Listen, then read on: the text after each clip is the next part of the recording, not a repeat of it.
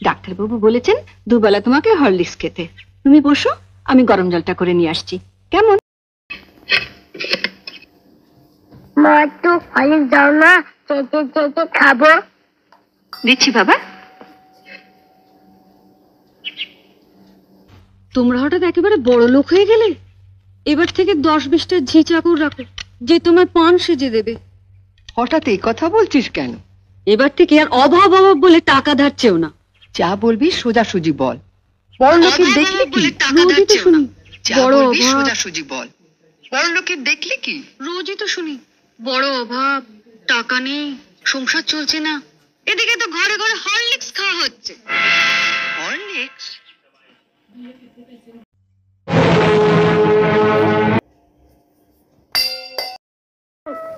দিদু, দিদু আমাকে একটু হরলিক্স দাও না, চেটে খাবো। হরলিক্স? ওসব কথা অনেক শুনেছি, ধরা পড়লেই ধার করেছি।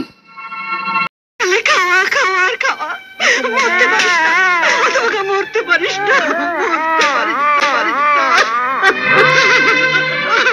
ওকে মারছো কেন?